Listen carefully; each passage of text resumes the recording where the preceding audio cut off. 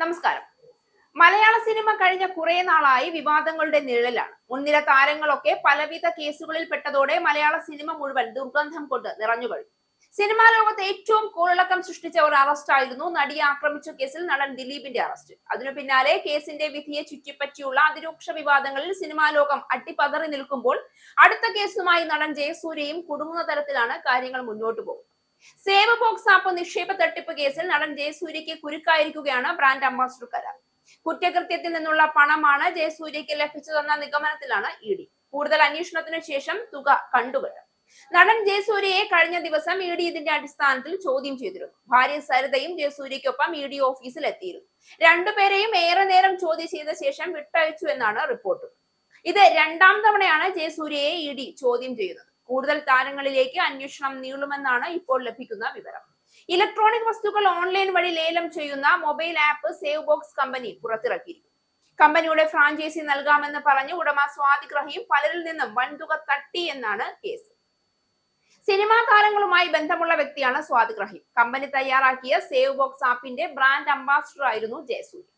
2 വർഷം മുൻപ് സോഷ്യൽ മീഡിയയിൽ വലിയ തോതിൽ സേവ് ബോക്സ് ആപ്പ് പ്രചരിച്ചിരുന്നു. ഇലക്ട്രോണിക് വസ്തുക്കൾ കുറഞ്ഞ തുകയ്ക്ക് ലേലം ചെയ്യുന്ന ആപ്പായിരുന്നു ഇത്.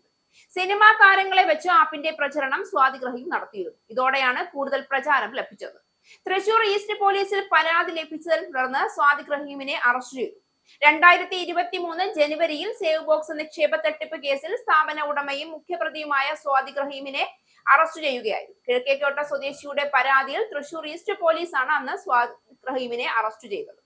സേവ് ബോക്സിന്റെ ഫ്രാഞ്ചൈസി നൽകാമെന്ന് പറഞ്ഞ് സ്വാദിഖ് റഹീം ലക്ഷങ്ങൾ തട്ടിയെന്നായിരുന്നു പരാതി. മാസം 25 ലക്ഷം രൂപ വരെ ലാഭ വാഗ്ദാനം ചെയ്താണ് സ്വാദിഖ് റഹീം നിക്ഷേപങ്ങൾ സ്വീകരിച്ചിരുന്നത്.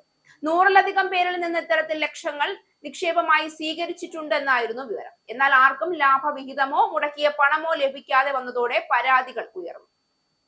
ഇയാളിൽ നിന്ന് ലഭിച്ച വിവരത്തിന്റെ അടിസ്ഥാനത്തിലാണ് ജയസൂര്യയെ ഇഡി ചോദ്യം ചെയ്തത്. പോലീസ് അന്വേഷിച്ചിരുന്ന കേസിൽ കള്ളപ്പണം വെളുപ്പിക്കൽ നടന്നു എന്ന സംശയത്തെ തുടർന്നാണ് ഇഡി അന്വേഷിക്കുന്നത്.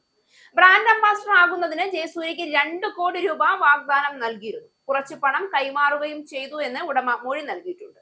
ജയസൂര്യയുടെ ബാങ്ക് അക്കൗണ്ടുകൾ കൈകാര്യം ചെയ്തിരുന്നത് ഭാര്യ സരിതയാണ് എന്നാണ് അന്വേഷണ സംഘത്തിന് ലഭിച്ച വിവരം.